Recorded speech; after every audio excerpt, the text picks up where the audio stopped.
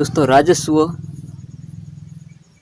तो दोस्तों ये हमारा चल रहा है दोस्तों कक्षा 12वीं की वैसी अर्थशास्त्र दोस्तों कंप्लीट होने वाले है जल्दी चैप्टर, इसलिए दोस्तों मेरे चैनल को जल्दी जल्दी ज्वाइन करो और क्लास का आनंद लो दोस्तों। और इजी लैंग्वेज में समझाऊंगा दोस्तों, ना कि तुमको डिफ़िकल्ट लैंग्वेज में, पूरी इजी लैंग्वेज में पढ़ाई होगी दोस्तों। तो दोस्तों ये पहला पार्ट है अपना। कौन सा पार्ट है दोस्तों?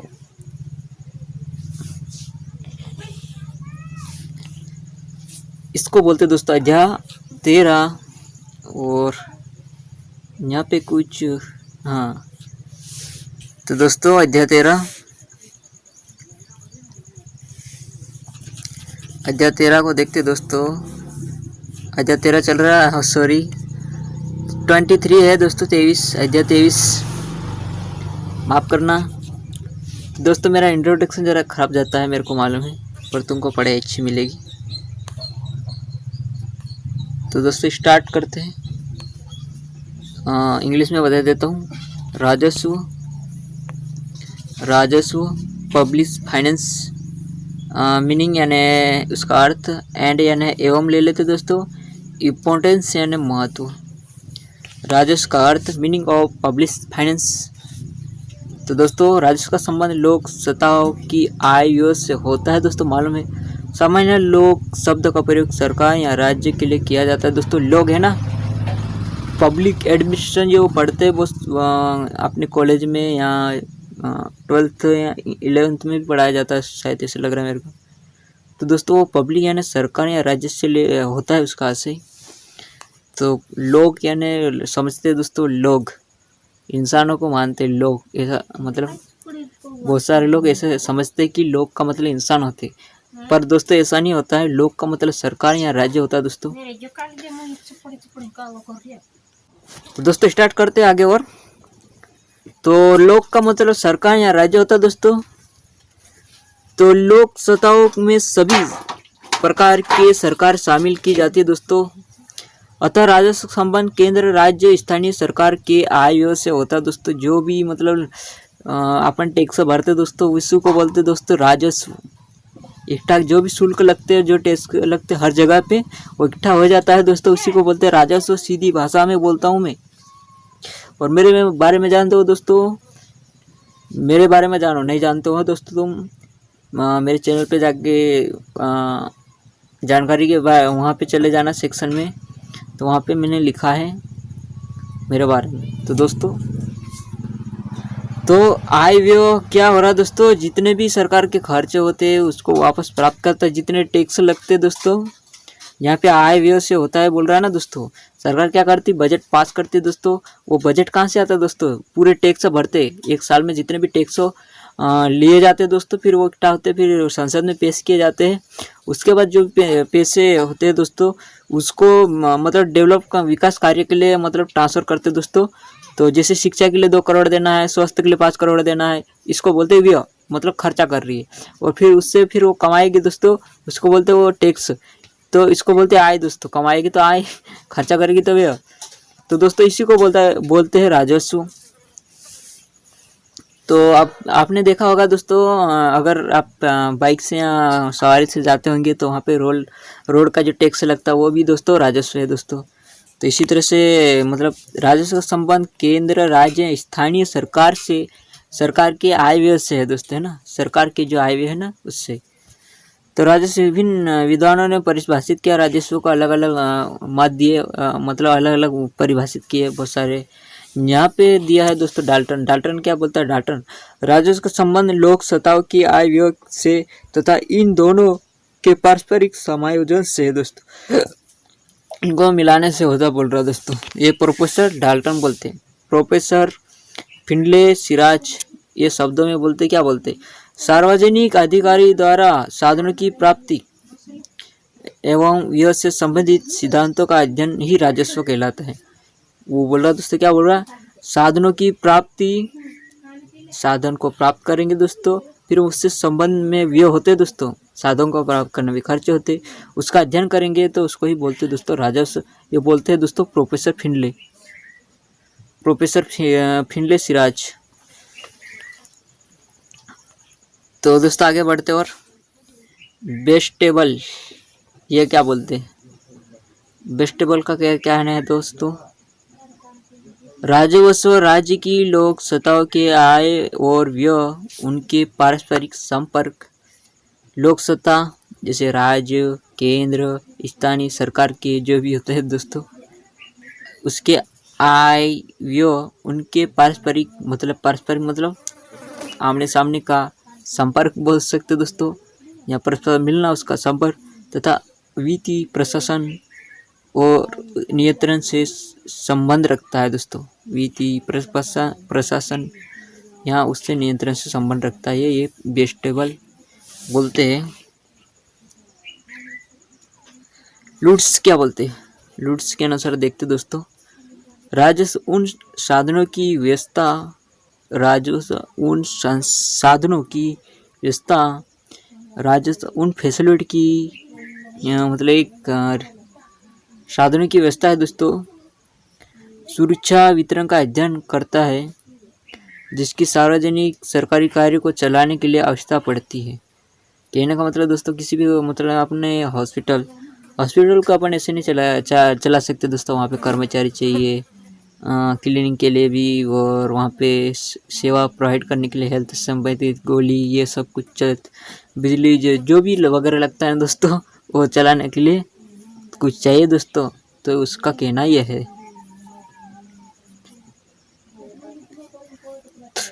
तो ये पैसों का बोल रहा है ना दोस्तों, पैसे से चलाएंगे दोस्तों, ऐसे थोड़ी चलेंगे। अगर डॉक्टर आएगा तो उसको सैलरी देना पड़ेगा, गोली लाएंगे तो दोस्तों उसके लिए भी पैसा, पानी के लिए भी टैक्स देना पड़ता है, जितने भी कर्मचारी आएंगे वहाँ पे सबका पैसा लगता है दोस्तों। उसी का बोल रहा है लूट्स। प्रोफेसर मेहता क्या बोलते हैं? राजस्व राज्य के मौद्रिक तथा साख संबंधी साधनों का अध्ययन है। राजस्व राज्य के मौद्रिक साख संबंधी साधनों का अध्ययन है। तो ये परिभाषा होगी दोस्तों, देखते आगे क्या। अच्छा पार्ट है, 1 नंबर। ये मतलब डिफरेंट टाइप के जो विधान हैं उनके द्वारा उपयुक्त परिभाषा का अध्ययन करके निष्कर्ष रूप से कहा जाएगा कि राज्य अर्थशास्त्र के विशिष्ट शाखा है। तो हाँ दोस्तों, अर्थशास्त्र की एक शाखा बोल सकते हैं दोस्तों, जिसमें सार्वजनिक सत्ता जैसे केंद्र, राज्य सरकार बोल रहे हो, स्थानीय सरकार, जितनी भी संस्था है उसका आयोग का अध्ययन किया जाता है दोस्तों। इसका अर्थ है कि अधिक विषय व्यापक हो गया दोस्तों। अब इसके अंतर्गत वित्तीय प्रशासन, लेखा परीक्षण, वित्तीय नियंत्रण को भी सम्मिलित किया जाता है दोस्तों। हाँ, राजस्व क्षेत्र या विषय सामग्री दोस्तों, राजस्व क्षेत्र कहाँ का होगा, उसकी विषय सामग्री क्या है दोस्तों, तो ये देखना पड़ेगा। तो सीधा मैं ले जाता हूँ दोस्तों आपको। कहने का मतलब ये वही बता रहा है दोस्तों, क्या बोल रहा है भाई, कहाँ से आई, मतलब ये प्राप्त होगी, कौन कौन से क्षेत्र उसको राजस्व को इकट्ठा करने के लिए, कौन कौन सी सामग्री, ये है ना। सार्वजनिक आय दोस्तों, तो सार्वजनिक मतलब बड़े क्षेत्र में, बड़े सेक्टर में सार्वजनिक आय मतलब क्या होगा दोस्तों, बड़े बड़े डिपार्टमेंट होंगे दोस्तों। यहाँ पे देख दोस्तों, उनका सब्जी मत सिद्धांत, उनका उपभोग, उत्पादन, वितरण विभिन्न वर्गों द्वारा पढ़ने पर इसका प्रभाव का अध्ययन किया जाता है दोस्तों। तो यहाँ देख लेंगे दोस्तों, सरकार की आय के विभिन्न स्त्रोत देखते हैं। यहाँ सार्वजनिक में कर देखते दोस्तों, शुल्क, कीमत, विशेष निर्धारण, जुर्माना, उपहार यानी दोस्तों कुछ अलग टाइप के, और जुर्माना मतलब समझे दंड, उपहार का मतलब दोस्तों कुछ और मिलता है अपन को पुरस्कार की तरह है ना, उसको। आय के विभिन्न सदर, ये स्त्रोत कर के विशेष स्थान है दोस्तों, ये मतलब ये सेक्टर हो गया दोस्तों। तो इसमें विभिन्न करों, नियम, कर संचार, कर भार आदि की समस्या का विश्लेषण किया जाता है दोस्तों। ये दोस्तों 5 भागों में इसकी राजस्व का वसूलने के लिए बताया गया है ना दोस्तों। ये 5 क्षेत्र है, ऐसा लिखना। राजस्व के क्षेत्र यहाँ विषय सामग्री को 5 भागों में विभाजित किया। सार्वजनिक आय में ये लिख लेना दोस्तों। सार्वजनिक व्यय, अब दोस्तों देखते हैं व्यय क्या होगा दोस्तों। राष्ट्रीय अर्थव्यवस्था को क्या प्रभाव पड़ेगा दोस्तों, इसलिए यहाँ क्या मतलब, ये मैं पूरा नहीं पढ़ता हूँ, तुमको समझा देता हूँ। सार्वजनिक कल्याण के लिए दोस्तों जो खर्चे होते हैं दोस्तों मालूम है, जैसे दोस्तों यहाँ पे आज की राशि देकर बताया जा सके देश की आर्थिक विकास, सामाजिक राजनीतिक स्थिति कैसी है दोस्तों, इसके लिए व्यय किया जाना चाहिए दोस्तों। तो सार्वजनिक व्यय दोस्तों, बड़े बड़े रोड बनाएंगे, उसमें लगेगा कुछ बंदरगाह, ये जितने भी मतलब ट्रांसपोर्ट रिलेटेड हो या कम्युनिकेशन से रिलेटेड हो दोस्तों, संचार के से संबंध, रोड से, तो इसको ये हेल्थ से दोस्तों,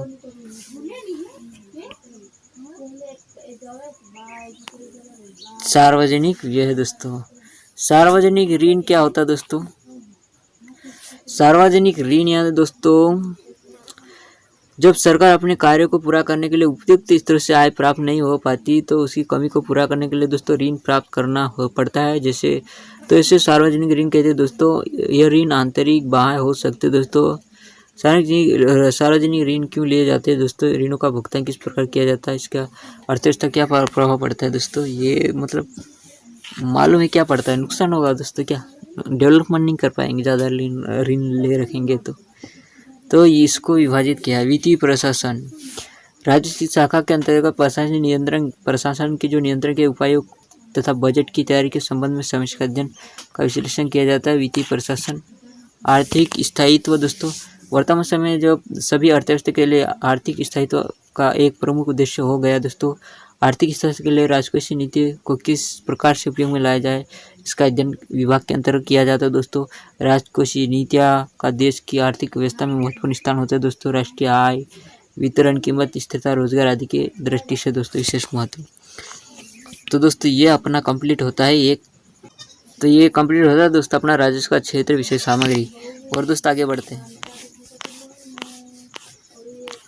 5 याद रखना दोस्तों आराम से, क्या क्या हो सकते हैं तो ये पढ़ना चाहिए दोस्तों। राजस्व क्षेत्र विशेष सामग्री स्थिर नहीं है दोस्तों। राज्य की धारणा उसके कार्य तथा अर्थशास्त्र की समस्या व परिवर्तन में होने के साथ साथ इसका निरंतर विस्तार होता जा रहा है दोस्तों। 1930 में आर्थिक मंदी की पूर्व आर्थिक स्थायित्व उसकी विशेष सामग्री में शामिल नहीं था। राजकीय निश्चित का महत्व आर्थिक स्थायित्व के लिए स्वीकार किया जाने लगा। वर्तमान में नई समस्या के साथ इसके क्षेत्र का निरंतर विस्तार होता जा रहा है दोस्तों। राजस्व की प्रकृति देखते दोस्तों। राजस्व विज्ञान है या अथवा कला, ये पूछ रहा है दोस्तों। निष्कर्ष पहुंचने पर दोस्तों जानना आवश्यक होगा कि ये विज्ञान है या कला। तो दोस्तों राजस्व विज्ञान के रूप में देखते दोस्तों। फर्स्ट पॉइंट, राजस्व विज्ञान के रूप में विज्ञान वह क्षेत्र है जिसमें विषय का क्रमबद्ध ज्ञान होना व्यवस्थित रूप से, यही मतलब विज्ञान का अर्थ है दोस्तों। ये केवल तथ्यों का संचय नहीं, ये नियम बनाए जाते हैं दोस्तों। ज्ञान की वो शाखा जिसे विज्ञान कहा जाता है, मतलब इसको क्रमबद्ध अध्ययन किया जाता है तभी इसको विज्ञान की शाखा बोलते हैं दोस्तों। यही केवल तथ्यों का संचय नहीं होता दोस्तों, इसे जब नियम बनाए दिए जाते हैं दोस्तों। तो ये पढ़ लेना, मैं पढ़ नहीं रहा हूँ, समझा रहा हूँ। प्रोफेसर प्लेहन क्या बोलते हैं, राजस्व को विज्ञान माना। क्यों माना उसने, मतलब उसकी मत रखा। तर्क यानी उसके दिमाग में जो थर्ड थे, उसके मन में जो बात चल रही थी ना, वही उसको बोलते तर्क। मत भी लिख लेना दोस्तों, मत या तर्क। इसका संबंध मानवीय ज्ञान के विशिष्ट क्षेत्र तक ही सीमित है दोस्तों। मानवीय ज्ञान के विशिष्ट क्षेत्र तक ही है दोस्तों, बड़ा नहीं है। राजस्व में तथ्य सिद्धांतों का क्रमबद्ध अध्ययन किया जाता है। राज्यों जो रेवेन्यू है दोस्तों, राजस्व में तथ्यों सिद्धांतों का क्रमबद्ध अध्ययन किया जाता है, इसलिए इसके मत याद रखना कि वो विज्ञान का क्षेत्र है। तो क्यों, तो प्रोफेसर प्लेहन के अनुसार इसे लिखना। राजस्व को विज्ञान के क्षेत्र के रूप में क्यों माना गया है समझिए। तो प्रोफेसर ने इसलिए बोला है, तो ये इसका अध्ययन है दोस्तों। ये तर्क लिख लेना, ये मतलब ये बातें इसने दी है मत। इसमें अनेक नियम ऐसे है जो केवल इसी विज्ञान में लागू किए जा सकते हैं दोस्तों। इसके अध्ययन में वैज्ञानिक विधियों का प्रयोग किया जाता है, वैज्ञानिक विधि का यूज किया जाता है। राजस्व में वस्तु स्थिति के संबंध में निश्चित विवेचना तथा उसके बारे में भविष्यवाणी करने की क्षमता है दोस्तों। तो यहाँ पे उपयुक्त तथ्यों के आधार पर जो मतलब जो ऊपर दिए है उसकी मदों के आधार पर कहा गया है कि दोस्तों राजस्व एक विज्ञान है। विज्ञान भी दो प्रकार है दोस्तों, वास्तविक विज्ञान, आदर्श विज्ञान। वास्तविक विज्ञान में हम केवल वस्तु स्थिति का अध्ययन करते दोस्तों, रियल में उसका अध्ययन करते दोस्तों। इसमें यह बताया जाता है कि यह क्या है, यह किस प्रकार वास्तविक विज्ञान रोग के बारे में बताना परंतु इसके उपचार की व्याख्या नहीं करता। इसके विपरीत आदर्श विज्ञान इस बात की व्याख्या करता है कि क्या होना चाहिए। राजस्व में विज्ञान के इन दोनों पहलू अर्थात वास्तविक तथा आदर्श का अध्ययन किया जाता है। करारोपण के नियम, सार्वजनिक विवेक के सिद्धांत आदि वास्तविक विज्ञान के उदाहरण हैं दोस्तों। जबकि आर्थिक मंदी के समय राष्ट्रीय नीति कैसी होनी चाहिए, आदर्श विज्ञान का एक उदाहरण है दोस्तों। फ्यूचर में क्या होना चाहिए दोस्तों, ये पहले से प्लानिंग, उसको बोलते हैं आदर्श। तो दोस्तों मजा आ रहा होगा। अब देखते हैं दोस्तों कला के रूप में राजस्व कैसा है। कला से आशय किसी विज्ञान के प्रयोगात्मक रूप से है। विज्ञान के प्रयोग के रूप में है ना दोस्तों। किसी बात का ज्ञान तो विज्ञान है, यदि उस ज्ञान का प्रयोग किया जाता है तो उसको कला बोलते हैं दोस्तों। जिस तरह से मैं एक क्या बोल रहा हूँ मैं दोस्तों, अगर ज्ञान रहा तो उसको मैं प्रैक्टिकल यूज़ कर रहा हूँ तो उसको बोलते दोस्तों कला।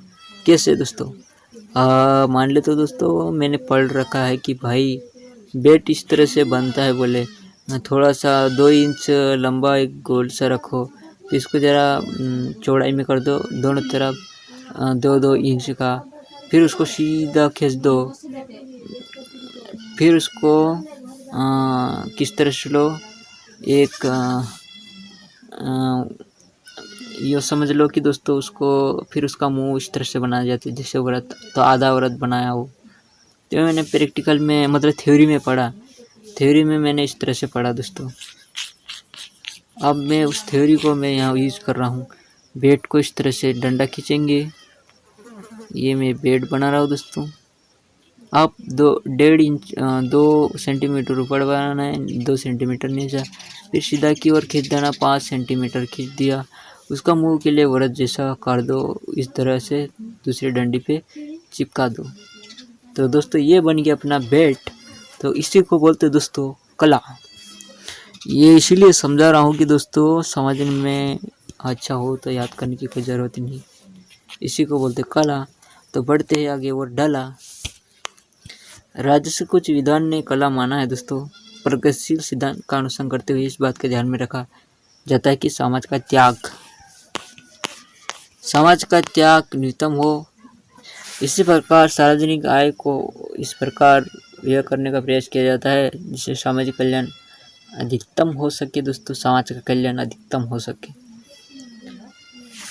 तो दोस्तों सार्वजनिक वित्त और निजी वित्त में डिफरेंस यानी अंतर बताना है दोस्तों इसमें।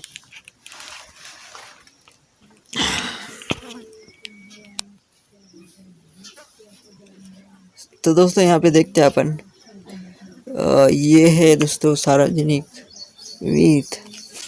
तो दोस्तों हम देखते हैं यहाँ पे सार्वजनिक वित्त राज्य संस्था में आय व्यय का एक अध्ययन है दोस्तों। निजी वित्त व्यक्तिगत वित्त एक व्यक्ति की आय व्यय का अध्ययन। निजी वित्त मतलब प्राइवेट है दोस्तों, प्राइवेट कंपनी जैसा है। सार्वजनिक यानी गवर्नमेंट का है, हर इंडस्ट्री उसमें शामिल हो सकता है, हर संस्था। पर प्राइवेट में एक ही इंडस्ट्री शामिल हो सकती है दोस्तों, किसी एक व्यक्ति जैसे। तो इसको बोलते हैं निजी वित्त।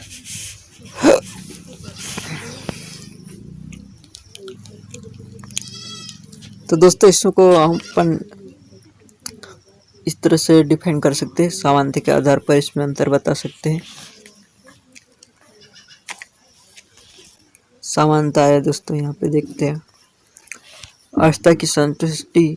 सार्वजनिक निजी वित्त दोनों में सामान्य उद्देश्य की मानवीय अवस्था की संतुष्टि करना। निजी वित्त का संबंध व्यक्तिगत अवस्था की संतुष्टि करना। तो इस तरह से इसका डिफरेंस बता देना अंतर। अधिकतम संतुष्टि का प्रभाव। सार्वजनिक निजी वित्त दोनों का ही उद्देश्य अधिकतम संतुष्टि को प्राप्त करने का होता है। निजी वित्त में जब विकासशील व्यक्ति संतुष्टि की अधिकतम करना होता है दोस्तों। सार्वजनिक में विकासशील सरकार आय व्यय सभी को लिया जाता है दोस्तों। सामाजिक लाभ अधिकतम करना। चुनाव की समस्या। सार्वजनिक वित्त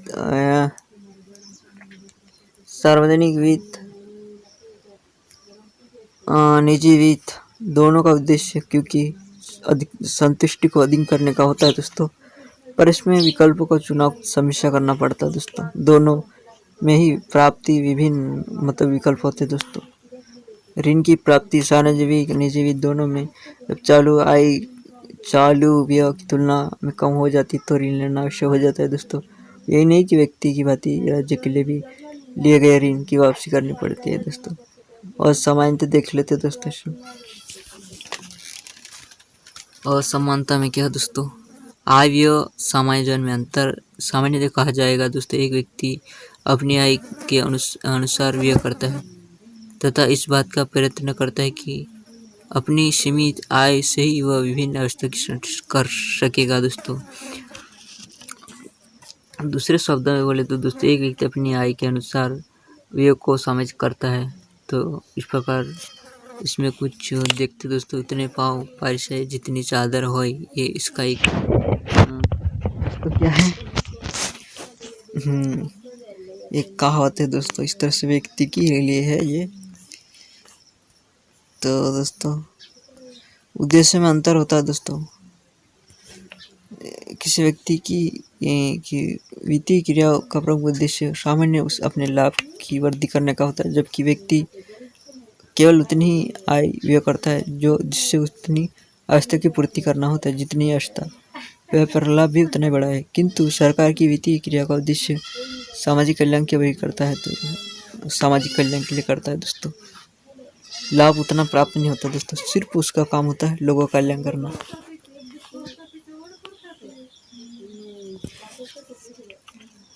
वर्तमान तथा भविष्य के महत्व में अंतर।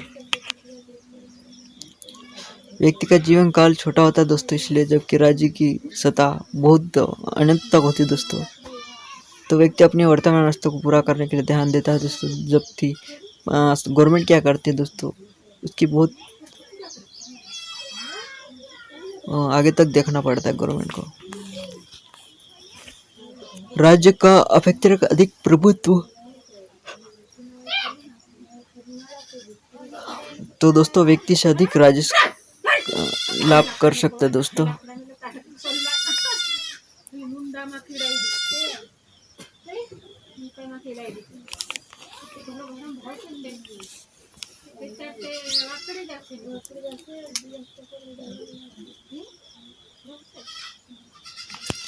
दोस्तों यहाँ पे व्यक्ति दूसरे व्यक्ति की मतलब आय को हड़प नहीं सकता, पर राज्य कर सकता है ना। आय के साधनों में लोच समझे अंतर। सरकार की आय के साधनों में लोच होती है दोस्तों। सरकार अपनी आय को नए कर लगाकर पुराने करों वृद्धि कर देगा, आंतरिक बाहर ऋण को प्राप्त करेगा, ये करता है दोस्तों। पर निजी वित्त ये प्राय अभाव रहता है दोस्तों, ये काम नहीं कर सकता निजी। अनिवार्यता की प्रति राज्य को देश के संविधान के अनुसार अनेक अधिकार प्राप्त होते दोस्तों, जबकि व्यक्ति को यह अधिकार प्राप्त नहीं होते, है ना दोस्तों। इस तरह से बता देना। बजट की प्रक्रिया में अंतर। निजी वित्त में आधिक्य बचत वाला बजट कुशलता का परिचय माना जाता है, जबकि सार्वजनिक में बजट उचित माना जाता है दोस्तों, वो पूरा इकट्ठा करते दोस्तों। गोपनीयता। निजी वित्त व्यवस्था में गोपनीयता रहती है, जबकि एक व्यक्ति अपनी आय व्यय बचत ऋण का या अपनी व्यक्ति स्थिति का ठीक परिचय किसी अन्य व्यक्ति को नहीं देना चाहता। इसके विपरीत गोपनीयता स्थान का परिचय अधिक महत्व दिया जाता है। सरकार अपने बजट प्रस्ताव पंचवर्षीय विभिन्न मदों में साधनों के बंटवारे का अधिक से अधिक प्रचार करते हैं दोस्तों। गोपनीयता का अंतर लोग नहीं बताते, पर गवर्नमेंट को बताना पड़ता है। राजस्व का क्या महत्व है दोस्तों, तो मैं दोस्तों तुमको किस तरह से समझाऊँ, पॉइंट से समझा देता हूँ क्या क्या रहता है। ये नहीं पढ़ना है ना अपन को। 1930 की महामंदी के बाद राजस्व में बहुत तेजी से वृद्धि हुई, ये लिखा है दोस्तों। राज्य के कार्य में वृद्धि होगी क्यों, ये मतलब दोस्तों मैं बता देता हूँ। अगर गवर्नमेंट के पास, ये मान लेते दोस्तों इसको, ये अपना एक थैला है दोस्तों, ये गवर्नमेंट का थैला है। अगर इसके पास बहुत सारे पैसे हैं, पैसे बहुत है, बहुत पैसे है दोस्तों। अब यहाँ पे कुछ सामाजिक कार्य करना है, कुछ संस्था खोलनी है, नाले माले बनाने पानी के लिए, जो भी दोस्तों कुछ प्रशासन के लिए कार्य करना है, हेल्थ रिलेटेड काम करना है, ये सामाजिक कार्य हो जाते दोस्तों। इन कार्यों को करने के लिए पैसे की आवश्यकता होगी, तो राजस्व ज़्यादा होगा तो दोस्तों ये काम ज़्यादा होंगे, तो कार्य में वृद्धि होगी दोस्तों, सड़क बनेंगे, मजदूर काम करेंगे, हम पैसे कमाएंगे, काम भी होगा, सड़क भी बन जाएगी, लोगों को रोजगार भी मिल जाएगा। ये तो दोस्तों ये बात हो रही है। आर्थिक नियोजन में महत्व दोस्तों, आर्थिक नियोजन का मतलब क्या हो रहा है दोस्तों, लोग काम करेंगे तो पैसे कमाएंगे दोस्तों, उनकी अवस्था को पूरा करेंगे, यही सामाजिक न्याय दोस्तों। सामाजिक न्याय क्या मतलब दोस्तों, क्या होगा कि अगर किसी को कमज़ोर है दोस्तों, उनके पास पैसे रहेंगे तो वो आराम से न्याय मिल सकता है जल्दी जल्दी, तो ये मतलब एक न्याय के कार्य भी करवाएंगे दोस्तों यहाँ पे दोस्तों। देश में विघन आय संपत्ति की क्षमता के कारण न्याय नहीं मिलता, इसलिए सामाजिक न्याय दिलाने में राजस्व का विशेष महत्व रहता है। धनी वर्ग की आय संपत्ति पर उचित दर से कर लगाकर इस प्रकार आय प्राप्त होगी दोस्तों।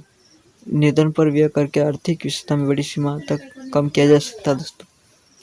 पूंजी निर्माण में महत्व क्या है दोस्तों, क्या हो रहा है दोस्तों, मान लो पूंजी का निर्माण कैसे करेंगे दोस्तों, खेत ले लिया, पैसे रहेंगे उससे, फिर वो कमाएगा, फिर दूसरा खेत ले सकता है दोस्तों, इस तरह से बहुत सारे खेत ले सकता है।